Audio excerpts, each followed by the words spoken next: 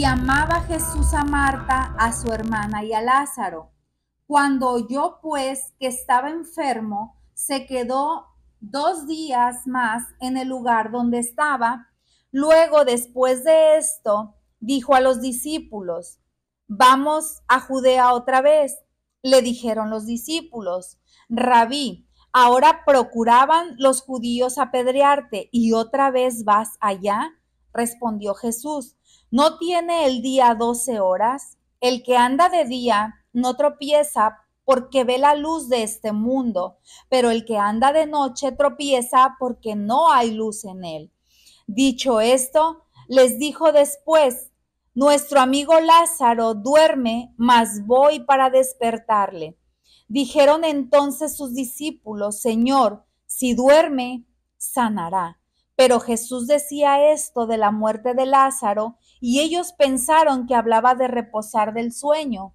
Entonces Jesús les dijo claramente: Lázaro ha muerto, y me alegro por vosotros de no habéis estado allí, para que creáis más. Vamos a él.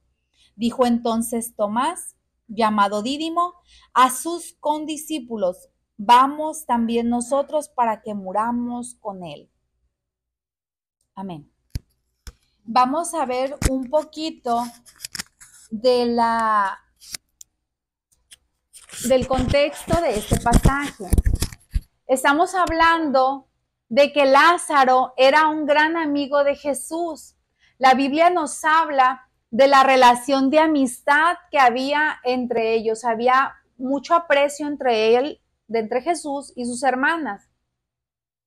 Los hermanos, esos 3 hermanos, que eran María, Marta y Lázaro, aceptaron a Jesús, aceptaron sus enseñanzas. Ellos creían en él. Y Jesús, dice la palabra, los visitaba constantemente. Él seguido estaba con ellos porque dice la escritura que Jesús los amaba.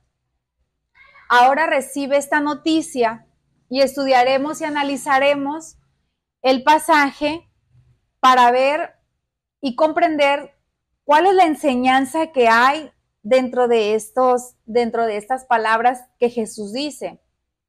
Primero que nada, vamos a ver cómo en el versículo 4, cuando le llega esta noticia a Jesús, Jesús dice: esta enfermedad no es para muerte, sino para la gloria de Dios, para que el Hijo de Dios sea glorificado por ella.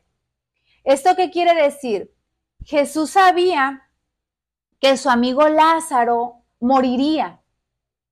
Jesús estaba consciente de eso, pero Jesús también sabía que él no iba a permanecer en ese estado.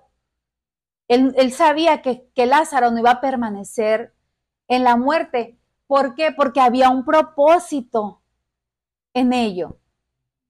Ya había un propósito en esto que se debía cumplir.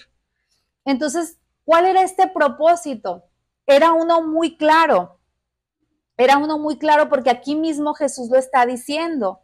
Dice que esta enfermedad no es para muerte, sino para que Dios Padre y Jesucristo sean glorificados. En esa situación, el Señor se iba a glorificar. Amén. Además de glorificarse en ese momento, Él nos iba a dejar una enseñanza. ¿Cuál es esa enseñanza en concreto que nos iban a dejar? La enseñanza es que existen situaciones en nuestras vidas que posiblemente nos duelen en ese momento, que no las comprendemos por la magnitud de ellas, pero no las entendemos, son difíciles, pero al final el Señor tiene el propósito de glorificarse por medio de esas situaciones. Él se glorifica dándonos al final el entendimiento del propósito de aquella situación que en ese momento nosotros no comprendíamos. Este tipo de situaciones nos sirven para creer aún más de lo que ya creíamos. O sea, aumentan nuestra confianza en Dios.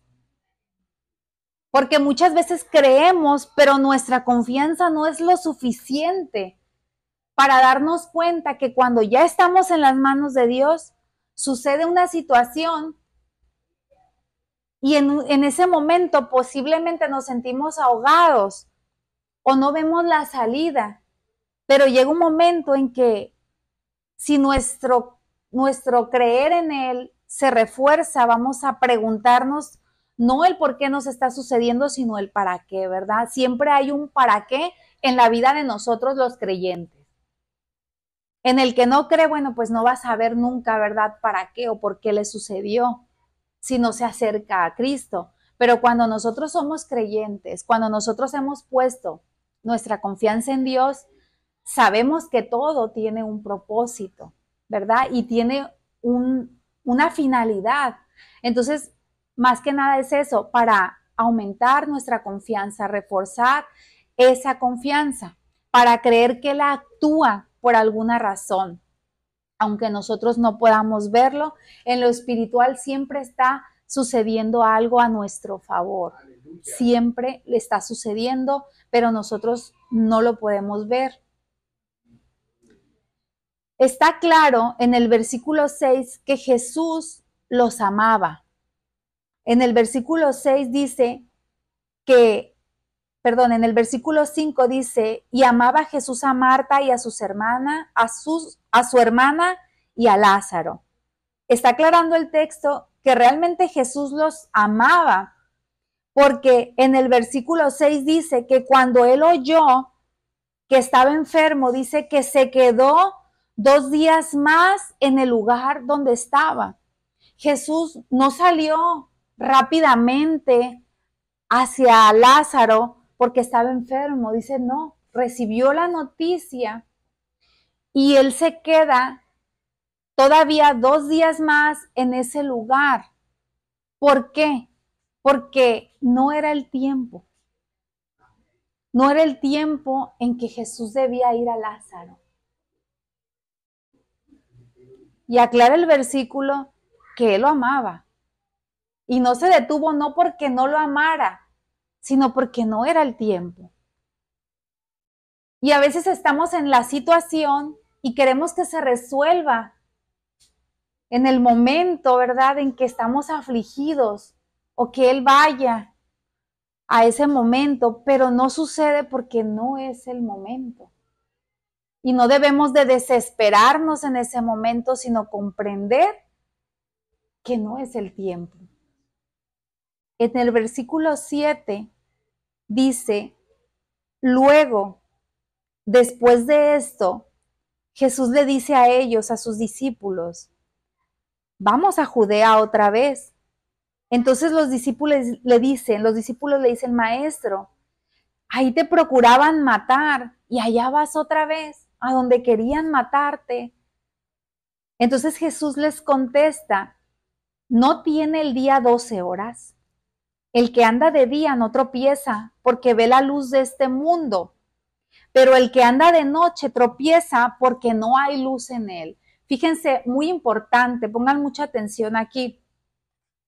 Jesús quiere decir con esto precisamente lo que les acabo de decir, que existe un tiempo para todo. Y el tiempo correcto, el tiempo indicado de Dios para actuar. Jesús tenía una misión y Jesús tenía bien claro la misión que tenía. ¿Cuál era su misión? Evangelizar. Era compartir el evangelio. Así como nosotros tenemos claro que el propósito para nuestra vida en Cristo es vivir conforme a su voluntad, pero también compartir el evangelio.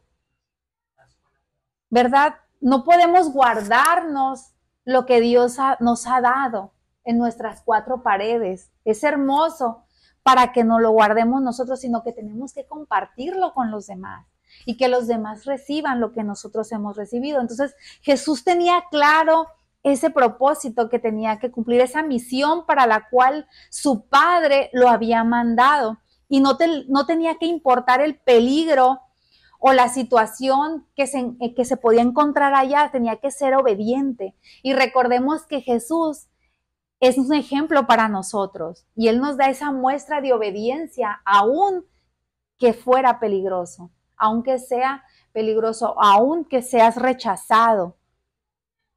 Él es nuestro ejemplo. Amén. Siempre actuará Dios en el tiempo correcto. Eso es lo que quiere decir aquí Jesús. Tiempo correcto, tiempo indicado, nunca será demasiado tarde y nunca será demasiado temprano, siempre en el momento preciso. Jesús se propuso ir a Judea a pesar del peligro para dejarnos esa muestra de obediencia. Amén. En el versículo 9 y 10 dice, no tiene el día 12 horas, bueno, ya se los acabo de leer, ¿verdad? Que el que anda de día no tropieza porque ve la luz de este mundo. ¿Qué quiere decir Jesús con esto? Que nosotros le seguimos a Él y andamos de día siguiendo su luz. Ahí mismo en San Juan, en el capítulo 8 y versículo 12, Jesús mismo lo dice. Avancen un poquito, no, atrás, en el capítulo 8 y versículo 12, abran su Biblia ahí.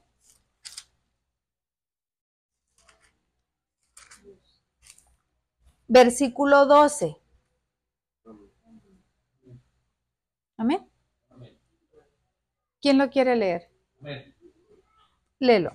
En el nombre del Padre, del Hijo y del Espíritu Santo. Otra vez Jesús les habló diciendo, yo soy la luz del mundo. El que me sigue no andará en tinieblas, sino que tendrá la luz de la vida. Amén. Jesús mismo dijo, yo soy la luz del mundo, ¿verdad? Y Él dice que el que lo sigue, pues no andará en tinieblas, no andará en oscuridad, sino que tendrá la luz de la vida. Y acá Jesús está diciendo, no tiene el día 12 horas, se refería al tiempo correcto. ¿Amén? El que anda de día no tropieza, porque ve la luz de este mundo. Y la luz de este mundo era Él mismo. Él estaba diciendo, el que me sigue no andará en tinieblas, sino que irá iluminado por mí. Mientras nosotros caminemos siguiéndolo a Él, no tropezaremos como aquellos que andan de noche. Y no se refería físicamente tropezar, ¿verdad? Sabemos y entendemos que era espiritualmente lo que Él estaba diciendo. ¿Qué quiere decir esto? Que nuestras decisiones serán claras. Tendremos un objetivo claro, un lugar donde pisar claramente de acuerdo a sus principios. Si lo seguimos a Él, seguimos sus principios, seguimos sus leyes, seguimos lo que Él nos muestra, que es el camino correcto, entonces no vamos a tropezar en la vida, sino que nuestros pasos van a ser firmes, nuestros pasos van a ser seguros, no vamos a titubear al momento de tomar una decisión determinante para nuestra vida. Ejemplo. Bueno, el ejemplo está en Salmo 119, versículo 105. Salmo 119, versículo 105. Esto quiero que lo lea Lalo. Salmo 119, versículo 105.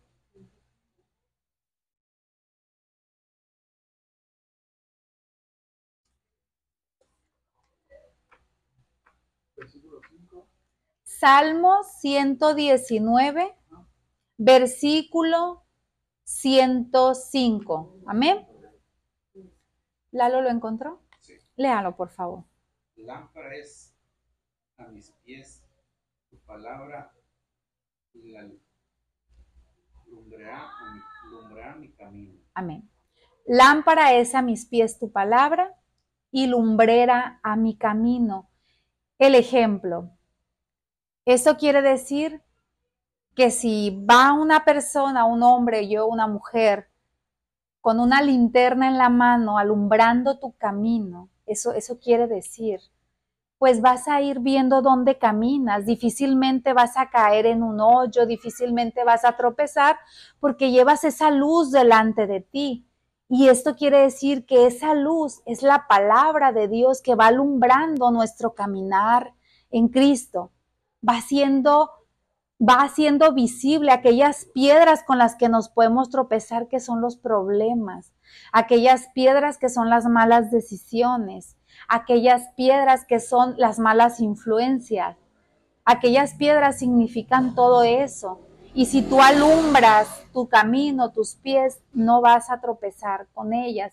Eso quiere decir que la palabra de Dios es esa lámpara que va alumbrando nuestro caminar. Amén. En Cristo. Amén. Amén. Nosotros debemos de amar, debemos de atesorar la palabra de Dios y confiar en ella. Porque cuando nosotros confiamos en ella y la ponemos siempre delante, estamos actuando por convicción. ¿Se acuerdan el domingo que hablé de las convicciones? Eso es actuar por convicción. Es atesorar ese conocimiento que adquirimos mediante la palabra en nuestro corazón, y al momento que llega la prueba, al momento que llega esa situación, el Espíritu Santo va a traer a tu mente esa palabra. Entonces tú ya no vas a actuar por tu sentir, sino por la convicción que tienes en ella. Y esa palabra va a ir alumbrando tu camino, va a darte entendimiento, y no vas a dudar en que estás tomando la decisión correcta. No basada en lo que yo creo, en lo que tú piensas, en el yo creo, en el yo pienso, sino en el así es como Dios quiere que sea. Entonces, para no ser como los que andan de noche, los que no tienen luz en sus vidas, sino tinieblas, inseguridad, sin dirección, sin nada. Por eso nosotros tenemos que andar conforme a la palabra de Dios. Eso es lo que Jesús quiso decir ahí. ¿Verdad? Y él iba a ese lugar donde había peligros, donde no le importaba que lo quisieran matar, porque él sabía que él tenía que llevar esa luz a aquellos que andaban en oscuridad. Versículo 11. Vamos a avanzar un poquito ahí mismo. San Juan 11, versículo 11. Nuestro texto base. Dicho esto, les dijo después: nuestro amigo Lázaro duerme, mas voy para despertarle. Dijeron entonces sus discípulos: Señor, si duerme, sanará. Pero Jesús decía esto de la muerte de Lázaro, y ellos pensaron que hablaba de reposar del sueño. Entonces Jesús les dijo claramente: Lázaro ha muerto. Jesús se da cuenta que ellos están pensando que Lázaro está dormido literalmente, ¿verdad? Entonces Jesús les dice y les aclara: Lázaro ya murió. Lázaro está muerto. Y me alegro por vosotros, les dice, de no haber estado allí, para que creáis, mas vamos a él. Jesús les está diciendo que por su bien se alegra de que no estaba él ahí cuando Lázaro murió. ¿Por qué? Por el bien de ellos. Porque esto les sirve a ellos para que por este hecho que se daría en un momento futuro, ellos verdaderamente creerían en él. Reforzaría la fe que hasta ese momento ellos tenían en Cristo. Ese era el propósito, y por eso Jesús les está diciendo esto, porque iba a ser esa oportunidad para fortalecer la fe de sus discípulos por medio de un milagro de gran poder. Yo creo que ya todos sabemos que Lázaro va a ser resucitado, ¿verdad? Pero desde aquí ya estamos viendo cuál era realmente el propósito de ese milagro. Realmente lo vamos a ver. Dios buscaba a través de estas situaciones difíciles de comprender, o sea, además de glorificarse, es fortalecer nuestra fe, ¿verdad? Es lo que les dije, y la convicción que tenemos en Él. O sea, ninguna situación se va a dar sin un propósito, sino que Dios va a buscar a través de esta situación fortalecer y comprender. Amén. Él quiere que nosotros le creamos realmente lo que puede hacer, los milagros que puede realizar en nuestra vida, porque muchas veces no los creemos.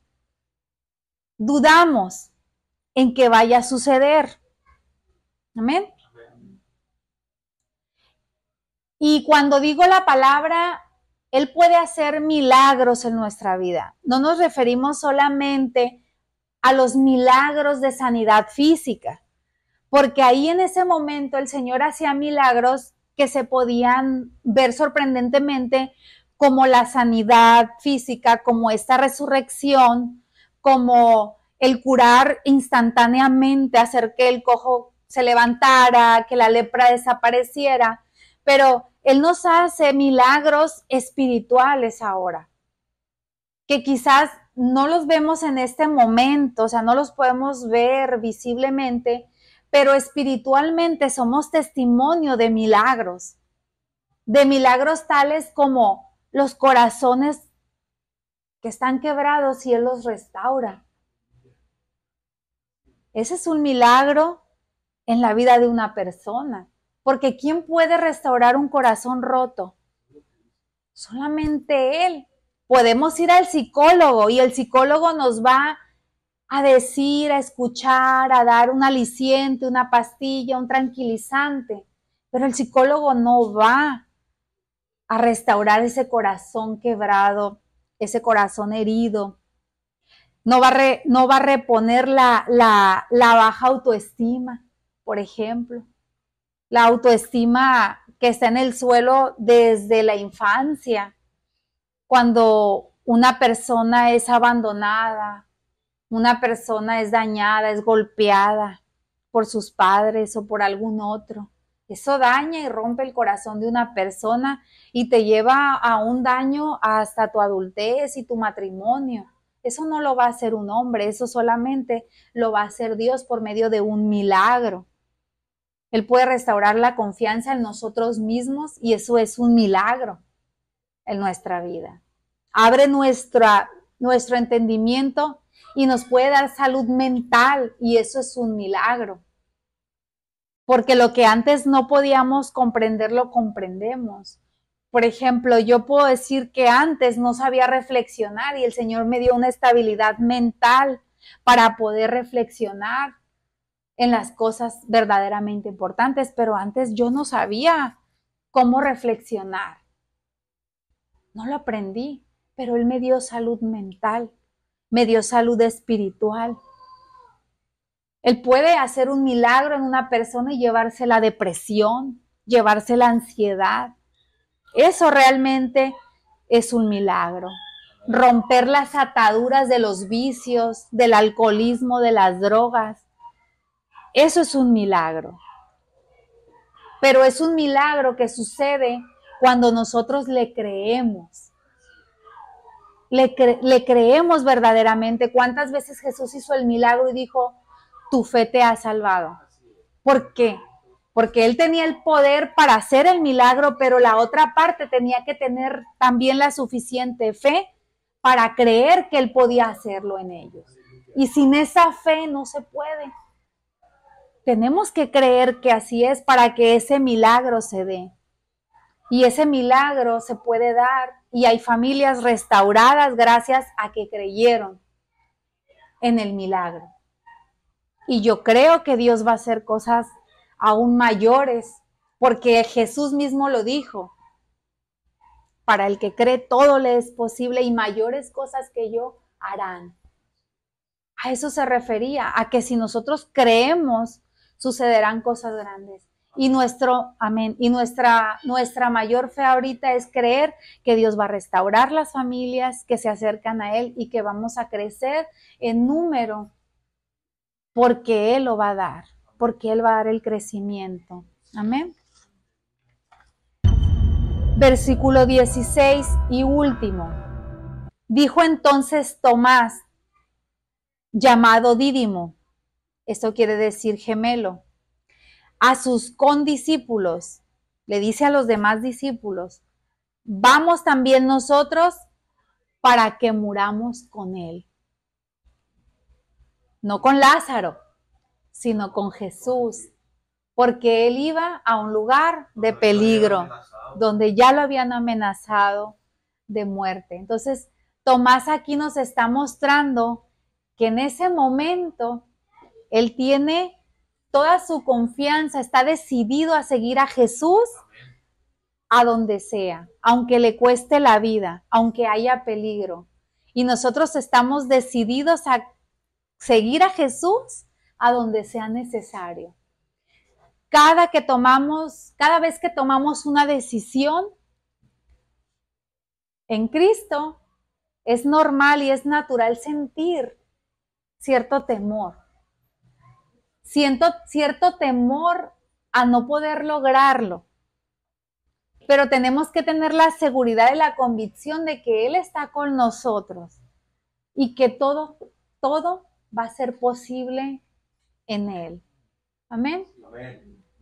Entonces, fíjense, aquí hay una enseñanza también profunda, porque en este momento Tomás estaba decidido a seguir a Jesús a donde fuera. Está dándole una muestra de que él creía en él, ¿verdad? Está dándole una muestra de fe. Y más adelante en la escritura, este mismo Tomás que está dispuesto a seguir a Jesús a cualquier sitio, aunque es peligroso, titubea en su fe. Vamos a verlo en Juan 20, ahí mismo adelante en el capítulo 20, en el versículo del 27 al 29. 20 del 27 al 29. Para este momento en el que vamos a leer, nuestro Señor Jesucristo ya se había entregado a morir en la cruz y ya había resucitado y se les estaba presentando a los discípulos. Amén. ¿Ya estamos ahí? Versículo 20, capítulo 20, versículos 27 al 29. Amén, Lalo. Luego dijo a Tomás,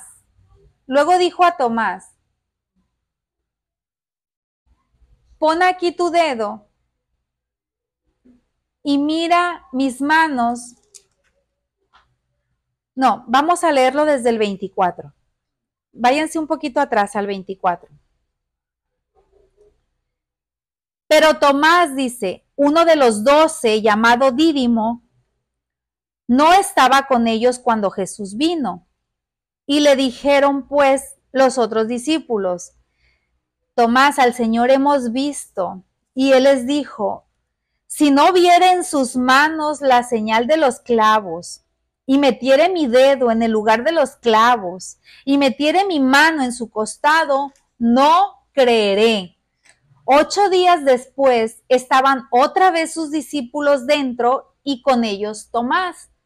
Llegó Jesús estando a las puertas cerradas y se puso en medio y les dijo, paz a vosotros.